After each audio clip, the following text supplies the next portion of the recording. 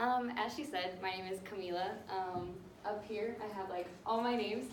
I'm Kamilah Mercedes Valentin Diaz, and I know that's a mouthful, so you guys can call me Cami. That's my nickname, and you guys are my friends now. So I was asked to come here today to talk about like the challenges I have faced and successes that I've had, and that really kind of entails my journey. So that's why I came up with this super original title, The Journey. And before we get into like who I am, I have a question for you guys that's super important. Are you willing to take up that challenge? Yeah, sure. I want to know how old you think I am, because I've been told by some people that I look 13 and by others that I look 23. I'm going to give you a couple options, and we're going to raise our hands, and we'll figure out how old I am. Who knows? Yes? 17. Oh my gosh, why did you ruin my game?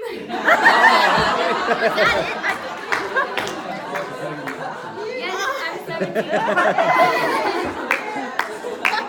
I thought you were telling us to You're guess. good. That's amazing. I'm I feel sorry. like we're in the presence of a sidekick. But anyways, yes, I am 17, and I want to share with you guys how this all started. So as Dorothy told you guys, I am from Puerto Rico, and for some of you, that might not be a place you've heard of before. Puerto Rico is a territory of the United States, and that was where I was born. It is also known as La Isla del Encanto, which means Island of Enchantment. And I lived there for the first 6 years of my life. So Puerto Rico has been suffering through a lot of economic crisis and grief throughout all time because of the implementation of something called the Jones Act in 1920. And that has caused a lot of Puerto Ricans to leave the island to come to the mainland, which is the United States, to better their economic opportunities. So in 2008, my family and I actually moved to Ocala, Florida. And there's a political cartoon up here, and it shows the migration of Puerto Ricans that have been leaving, and there are 3 main places where Puerto Ricans tend to go. So up here we have Nueva York, which is New York, and there are so many Puerto Ricans in New York that it has become its own culture, and they actually have their own name, New Yorkers. I don't know if you've heard of them. They exist. Texas and Florida. I've lived in 2 of the 3, so let's see if I can scratch New York off my list soon. So when I moved to the United States, I started in Florida, and I was 6, so obviously I would go to school, right? So in my 6-year-old brain, I didn't know what the United States was. I didn't know that they held power over Puerto Rico or that I was going to be living there permanently. I just knew I was going to go on a plane and that we were going to live somewhere else. So when I got there, I go into 1st grade and I meet the best person in the whole entire world. She was my 1st grade teacher. Her name was Miss Stout. And when I started 1st grade, I was actually in a class called an ESL class, which for those of you who don't know, it's an English as second language class. And I still remember so many of my friends' names. I know there was Jessiani, Barbara, DJ, all of them, because this class impacted my life and will remain a part of me till like the end of time. So Miss Stout, she was a native from Costa Rica, and she had been living in Florida for a while, and she changed my outlook on life. And I know some of you are probably thinking, you're 6 years old, what outlook do you have on life thus far? But what she taught me was the power of language. Because in Puerto Rico, we have bilingual schools, and I went to one of those, but I was only in kindergarten, so how much are you gonna learn in 1 year? But she taught me how to embrace the English language. She taught me how to embrace it in reading, in writing, in understanding others. And she told me that the only way I was going to make it was if I dominated it like I spoke it as my first. So that's what I dedicated myself to do. I was like, I'm going to be the best English writer, speaker, interpreter person in the whole entire world. I'm sure that's not true, but that's how I felt at the time. And I conquered that when I read my first book, Messy Bessie, which, as you can see over here, is a book about a little girl who goes to school with a very messy desk, which was definitely not what my desk looked like, right? So what I realized in Miss Stout was that I had someone who wasn't related to me. She didn't really know who I was, but she decided that she was going to put stake in me. She was going to fight for me, she was going to fight for my future, and as I grew older, I realized that that's something that not everybody has. So to have someone in your corner that supports you unconditionally, that's a privilege. And I have been privileged to meet key people like that in my life, and I hope that you have as well. So, I lived in Florida for 8 years, and then when I was in 8th grade, my mom got a job working for Texas A&M. But I didn't move with her initially due to some economic challenges, and she was in Texas for a year before we actually moved to Houston. And I lived with my dad and my sister until he was able to find a job. So I spend the summer in Puerto Rico because that's an extended period of time. I usually don't get to go and stay with my grandparents, my cousins, everyone. And then I moved to Texas and I started my freshman year in high school. I'm a semester in, and then my dad gets a job in Indiana to work for a company called Elanco. So this is my first semester of freshman year. I've just moved to this new place and I find out that I'm moving again. So I spent 4 months in Texas and then I moved to Noblesville, Indiana.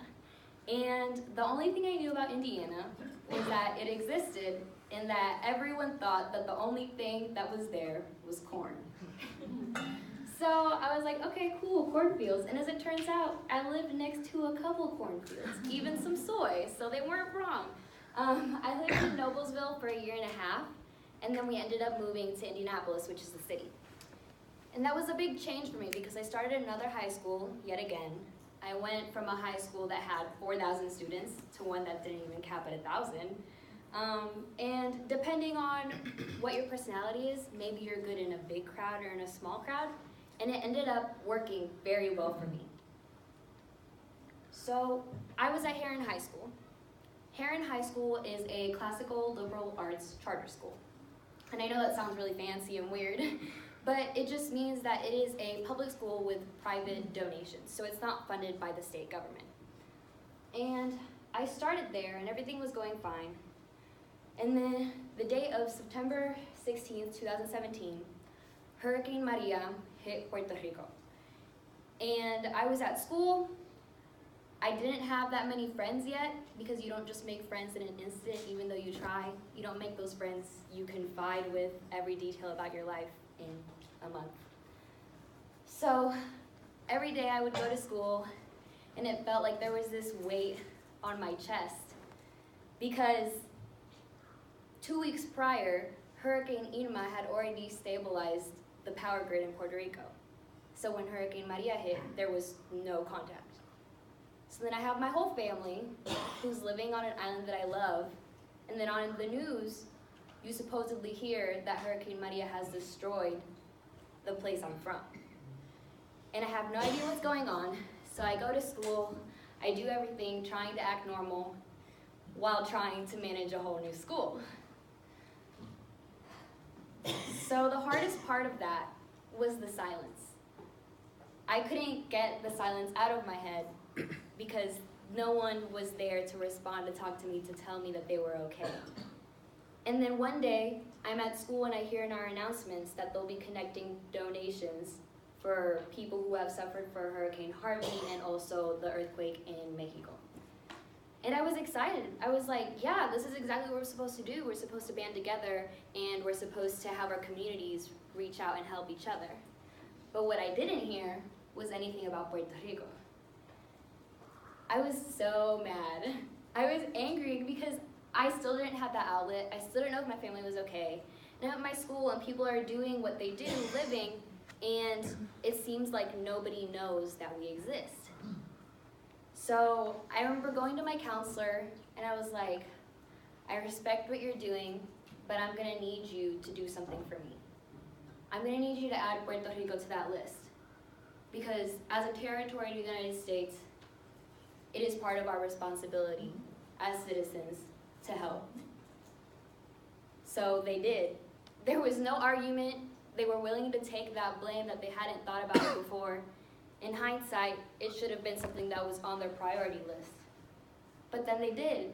And I organized a monetary and donation drop-off at my school, And then later on, we donated that to victims of Hurricane Maria. So Hurricane...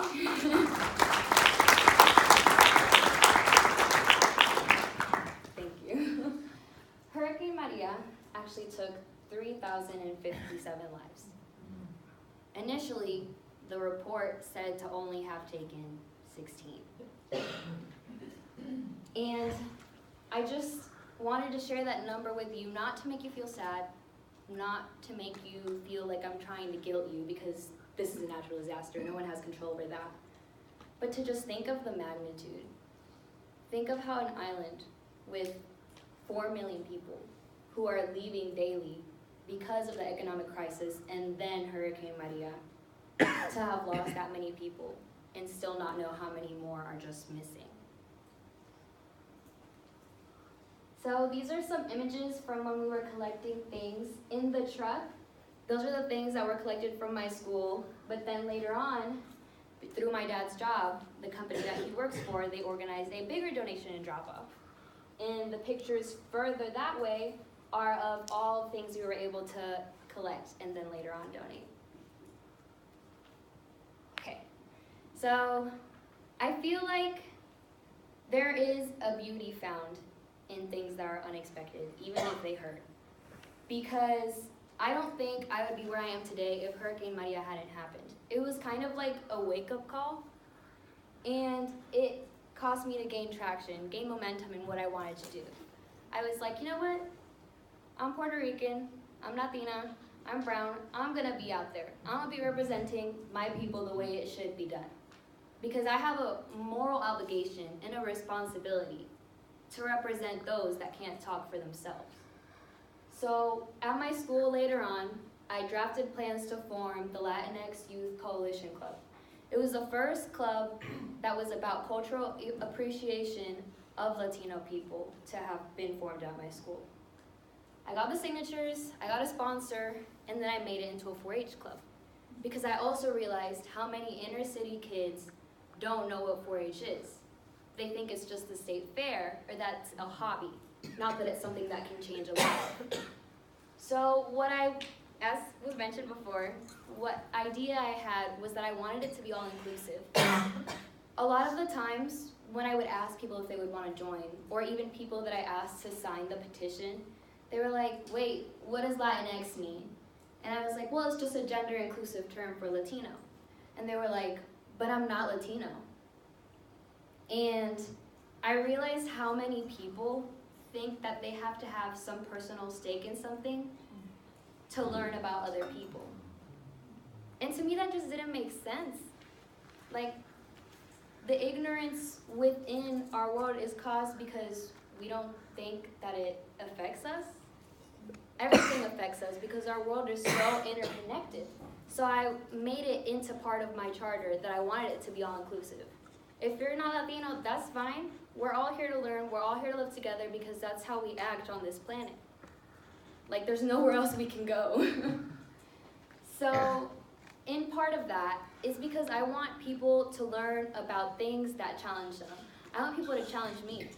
I'm not right all the time. I'm wrong like 50% of the time. And that's okay. So I wanted them to give me ideas of what to do, and also I wanted them to know that I'd be willing to learn about them. Because why would people trust you if you're not willing to learn about their lives or what they've been through, their experiences? If you don't think they're worth your time or your thoughts, then trust isn't even a question you can ask somebody. And then afterwards, my senior year, yes, I'm 17. I know I should be 18 by now. But my senior year, I was given the opportunity to do an internship of my choosing. And I was like, okay, I'm gonna find the most obscure internship in the whole entire world, and I'm gonna do it. So I ended up interning for the Indiana Latino Institute, which is a nonprofit organization that tries to make things like health and education more aware to the Latino community within Indianapolis. I know it's small, but it's still there. We gotta look out for each other. And I ended up learning a lot about myself working with them. And I used those tools to tie into my club and then to how I interact with people on a daily basis. So This is a tough one. Okay, so I was asked to chair obstacles as well. And this was this year, pretty recent. I applied to something called the Indiana Accomplishment Scholarship. That's through 4-H. Last year I had applied for civic engagement, so this year I could apply for Premier because I had won it, and that would entail more money.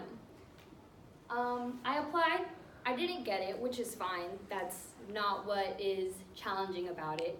It was that when I received the letter and the scorecard from the judges, one of the comments kind of triggered my red flag system, and I felt that it was my duty to share that. I had a judge, I don't know who they were, it was all anonymous. They took off points for something that they thought was unprofessional, and I was curious as to what that was. So on a comment about my cover letter, because I had to do a cover letter and resume talking about the things I had done to be a civically engaged citizen, I had introduced myself as a brown girl. And they said that that language into how I was referencing myself was unprofessional and was a reason why I hadn't gotten the scholarship. Interesting. So I was angry. Yeah? No? Yeah? Yeah. I was disappointed. I was mad. I was frustrated. But sometimes you just experience things so many times that you kind of expect it to happen, and even though in a moment it's a surprise, you're kind of like, should have seen it coming. And maybe to some people it's not that big of a deal, but they were telling me that a reason why I hadn't received a scholarship based on my achievements was because who I am and what I look like is unprofessional. And if you say it like that, it sounds horrible, right? Like, how could someone write that? But the point is that it's so entrenched in the system that we don't see it until it's explained to us. Because I'm sure the judge didn't think anything of it. They just wrote it down because that's what they thought. And they don't know what's connected to their ideas. So, I know that you're all here because obviously you're true leaders in equity. We can all agree that. You're all amazing people. For some of my skeptics, I just want to say there's always something in an organization, no matter how perfect we want it to be, no matter how all-inclusive we want it to be. There are people and there are ways that we deal with things that are just not right. So this is kind of like why we're doing this. I was so happy when I was asked to come talk to you guys because I was excited at the prospect that there was a bunch of other people who also saw the ways that 4-H was lacking and wanted to better that for the future generations. Because I don't want to see another kid apply for something, then be torn down, feel that they're not good enough because of something they can't control and something that's not bad, that's not unprofessional. So I want to challenge you guys to speak out when you see something, to speak out when something hurts you. It was hard. I reached out to my state leadership and I drafted an email, and it wasn't for them to reevaluate because by that point I didn't want the scholarship. I was like, nope, I don't want it. I just want to let you guys know that this was said, this is not correct. I'm letting you handle it, see fit how you want to fix it, and get back in contact with me. I didn't want to cause any drama, but I wanted to cause awareness. Because that's what we're here to do as true leaders. So, it's another subject. I'm going to ask someone a random question. My friend over here. What's your name? Sierra. Sierra, okay. So, what do you think about the word tolerance? I don't know. Like, what, just a gut feeling, like, what does it make you feel? Like, you can say one word. Is it positive or negative? Is it kind of, Yeah, like, Is that your word? I guess you'd say, when I think of tolerance, I think of, a high pain tolerance, or, what you can tolerate. That's perfect. So she said a high pain tolerance or what you can tolerate. So a lot of the times we are told that we have to be tolerant. towards other people. We have to be tolerant. Like, we're good, we can welcome other people, but it's spoken about in the context of tolerance. But like she said, the first thing she thought was high pain tolerance. How would you feel if someone walked up to you and they were like, "Hey, Sierra, I tolerate you"? I'd be offended. Yeah, it's offending. Why are government officials, why are adults, why are schools and organizations telling us to be tolerant? You tolerate pain. You tolerate the heat. You tolerate annoying people. You don't tell them that, though. So why to be seen as a good person are you like, "I'm very tolerant. It's one of my skills"? Like, no. We in 4-H aren't here to be tolerant. We're here to be respectful. Mutual respect. So if you're ever in a conversation and someone brings up tolerance, maybe explain it to them. Tell them to possibly change that phrase to something a little less offensive and more inclusive, like mutual respect. Because tolerance isn't something to apply. If you have to tell a person you tolerate them, then really that's on you. Like, okay, cool, you tolerate me, that's great. But if you tell someone you respect them, they'll respect you back. So what I see with 4-H, especially with this summit, is that we are building that into our curriculum. Instead of being tolerant, we are trying to be mutually respectful. And that comes with learning about people, their socioeconomic background, their ethnic background, cultural, sexual orientation, all of it. Like, you can't just pick and choose. You have to be all in, or maybe this isn't the right thing for you, and that's okay.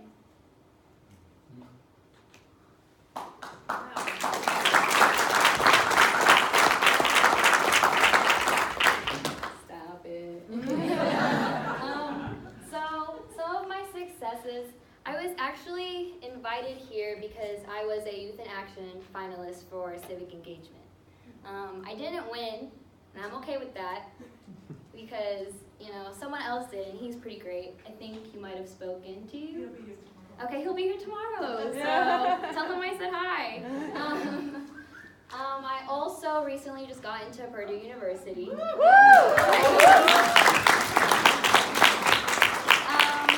And I'm pretty excited, just saying, Boilermaker. And I also received a scholarship, Emerging Leader Scholar, which was chosen by the president himself, so I was pretty excited about that. Oh, wow. And also recently, I was actually here for the National Healthy Living Summit, where I gave a session of something called the Think Up Summit, which is about mental, emotional health awareness and time management. I was a facilitator and also a coordinator, so I actually created the content. Thought that was pretty cool. Yeah, very cool, yeah. And what I want to leave you here with is a lasting message of don't be a hero in waiting, be a hero today. A lot of times we are told to wait for the things. Have you ever heard good things come to those who wait? Yeah. Oh, God. What does that even mean? Like, you just sit around and you're like, "Oh yeah, I really want $1 million, so I'm just gonna sit here for the rest of my life until that $1 million just falls into my lap." No, good things do not come to those who wait. Maybe okay things, but not good. So I just want to challenge you, don't be afraid to reach for the stars. It might be a little cheesy, yeah, it's a cliche, but it's true. You don't let anybody tell you who you are, because I didn't let those judges tell me. I'm not unprofessional. I'm perfect exactly the way I am. But sometimes there are people who haven't experienced those things in life enough, and those words could have wrecked their self-esteem. So that's why I reached out, because for the next person who goes and applies to that scholarship, I'm not going to have them feeling inadequate, because they're anything but if they've even tried to apply to something like that. So don't be afraid to pick yourself up. Don't be afraid to be a tattletale, it's okay. And just be you. That's it.